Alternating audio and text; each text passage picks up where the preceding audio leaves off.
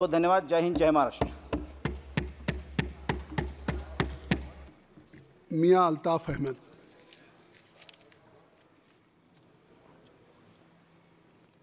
Sir, मैं आपका बहुत मशकूर हूँ, आपने मुझे बोलने के लिए टाइम दिया।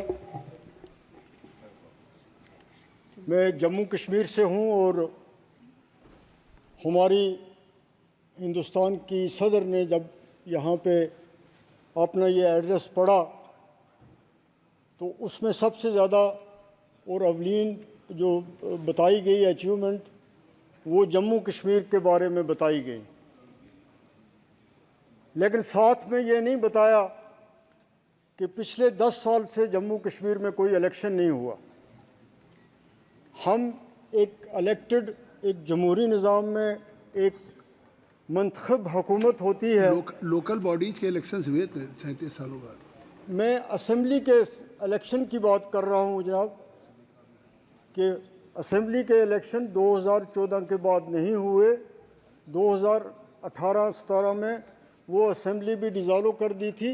हम असेंबली के बग़ैर हैं आज तक, उसका ज़िक्र नहीं किया। और उसके साथ साथ इसका ज़िक्र भी नहीं किया कि हमने जम्मू कश्मीर में कितना बड़ा जुल्म किया कि एक फुल फ्लेज रियासत थी, उसको तकसीम किया गया, उस 2 यूटीज़ बनाई गई।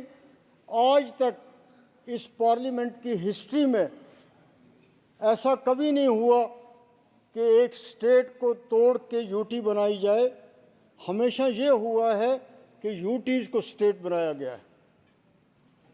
और मैं आप इस सब हाउस के सामने ये रखना चाहता हूँ कि ये बहुत बड़ी नाइंसाफ़ी हुई है जम्मू कश्मीर और लद्दाख के लोगों के साथ, जिन्होंने इस फैसले को कबूल नहीं किया है। हम चाहते हैं कि हमारे जो हकूक़ छीने गए हैं उनको वापस दिया जाए, फ़ौरन इलेक्शन करवाए जाएं और हमारी स्टेटहुड फ़ौरन वापस की जाए। वहाँ के लोग एक जमहूरी अमल के ना होने से, मंतखब नुमाइंदे ना होने की वजह से बहुत ज़्यादा सफ़र कर रहे हैं। मैं आपको ये बताना चाहता हूँ कि हमारा जम्मू कश्मीर हाइड्रो इलेक्ट्रिक के लिए बहुत बड़ा पोटेंशियल है। वहाँ पे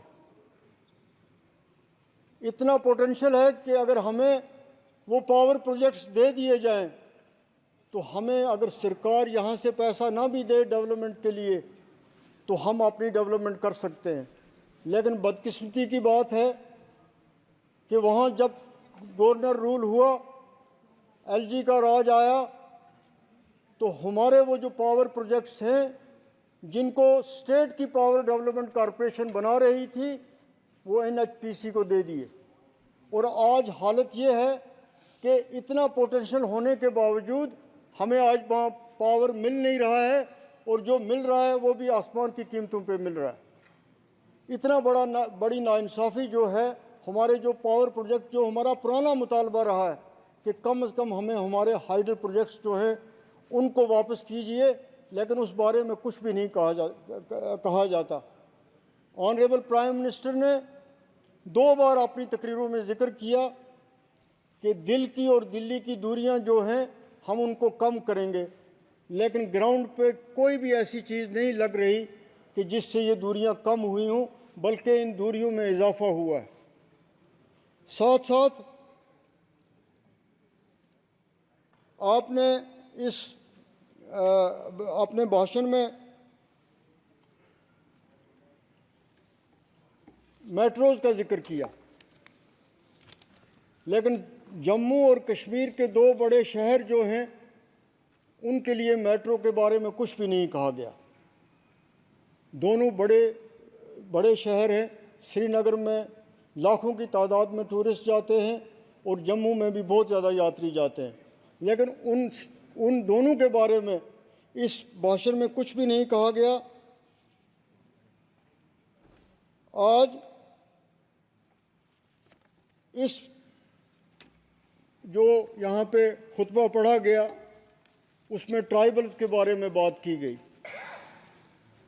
मेरे से पहले भी 2 मेंबर्स ने यहाँ पे कहा कि बहुत ज़्यादा चर्चा की जाती है, बहुत ज़्यादा प्रोपगंडा किया जाता है कि ट्राइबल्स को बहुत कुछ मिल रहा है, बहुत बड़ी फैसिलिटीज़ उनके लिए हैं, बहुत बड़ी कंसेशंस हैं।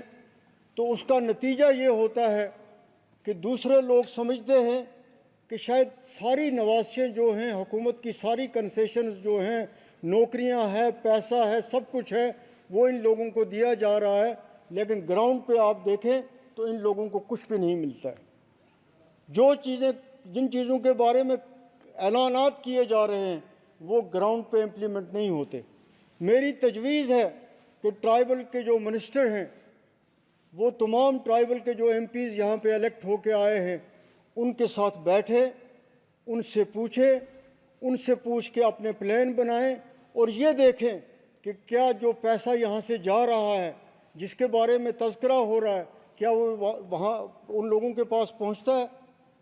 कोई ऐसी, हमें जम्मू कश्मीर में बहुत ज़्यादा मीडिया के थ्रू इस पिछले दौर में प्रोपगंडा किया जा रहा है कि हम बहुत कुछ इन लोगों के लिए कर रहे हैं, लेकिन वहाँ पे कोई चीज़ ऐसी ग्राउंड पे नहीं लगती है जिससे ये कहा जाए कि पिछले 5 साल में इनकी बेहतरी के लिए वहाँ पे कुछ हुआ है। आज जम्मू कश्मीर में बेरोज़गारी अपने अरूज पे है। पिछले 10 साल से रिक्रूटमेंट का प्रोसेस तकरीबन रुक गया है। लोग पीएचडी की डिग्री करके, इंजीनियरिंग की डिग्री करके, एमए करके, बीए करके एवरेज हो रहे हैं, लेकिन बदकिस्मती की बात है कि कभी वहाँ भी पेपर लीक हो जाते हैं, कभी पोस्ट रेफ़र की जाती हैं, फिर पोस्ट विड्रा हो जाती हैं, फिर रेफ़र की जाती हैं। तो इस सेंसिटिव स्टेट में एक बेरोज़गारी इतनी बढ़ जाए, इस हमारी रियासत के साथ साथ पूरे मुल्क में इस वक्त बेरोज़गारी जो है अपने अरूज पे है। और सबसे बड़ा मसला जो है इस मुल्क को दरपेश है, ख़ास तौर पे हमारा जो जम्मू कश्मीर है उसको पेश है, वो बेरोज़गारी का मामला है। और उस पे इस एड्रेस में उसको एड्रेस करने के लिए कोई चीज़ जो है, कोई रोड मैप उसके लिए नहीं दिखाया गया है। महंगाई आज अपने अरूज पे है, चाहे वो गैस की बात हो, चाहे वो पेट्रोल की बात हो, चाहे वो खाद की बात हो, चाहे वो सब्ज़ी की बात हो, चाहे चीनी की बात हो, हर चीज़ जो है उसका रोज़ बरोज़ वो महंगी होती जा रही है। ऊपर से जीएसटी ने लोगों की कमर तोड़ के रख दी। तो इन चीज़ों के बारे में इस एड्रेस में जो मेन इश्यूज़ थे, जो लोग इस वक्त सफ़र कर रहे हैं, उनके बारे में कुछ भी नहीं कहा गया है। उनको किस तरह एड्रेस किया जाएगा, गरीब के लिए कुछ भी नहीं इस एड्रेस में कहा गया है कि उसकी मुश्किलात कैसे हल की जाएंगी। जम्मू कश्मीर में कई हज़ार मुलाजमीन जो हैं बेचारे, जो कैजुअल हैं, डेली वेजर हैं, फॉर सो मनी ईयर्स वो सड़कों पे हैं। अब उनको सड़कों पे भी नहीं आने दिया जाता। उनकी मुश्किलात को एड्रेस करने के लिए कोई भी कार्रवाई जो है वो नहीं हो रही है। एक सरकार भी वहाँ नहीं है और जो लोगों के मसले हैं उनके लिए भी कुछ नहीं किया जा रहा है। ना हमारे सियासी मामले में कोई पेशरफ्त हो रही है, ना हमारे इक़्तिसादी मामले में कोई पेशरफ्त हो रही है। इसलिए मैं पूरे हाउस से ये कहना चाहता हूँ कि जम्मू कश्मीर के बारे में जो कुछ यहाँ पे कहा गया, उतना कुछ वहाँ पे प्रैक्टिकली उसके बिल्कुल डिफरेंट पोजीशन है। और हम लोग जो जम्मू कश्मीर के हैं, हम सफ़र कर रहे हैं। पूरे देश के जो मेंबर यहाँ पे इलेक्ट होके आए हैं, उन्हें इस मामले में गौर व फिक्र करना चाहिए और अपनी आवाज़ यहाँ पे बुलंद करनी चाहिए। ख़ास तौर पे मैं इंडिया अलायंस के लोगों को, जिनका हम हिस्सा हैं, उनको इस मामले में मैं आज अपोजिशन के लीडर ने ज़िक्र तो किया एक लाइन वहाँ पे, लेकिन मैं ये चाहता हूँ कि ये ज़िक्र ज़रूर यहाँ अपोजिशन से होता रहे जम्मू कश्मीर के बारे में। बहुत बहुत शुक्रिया। श्री दीपेंद्र हुड्डा जी।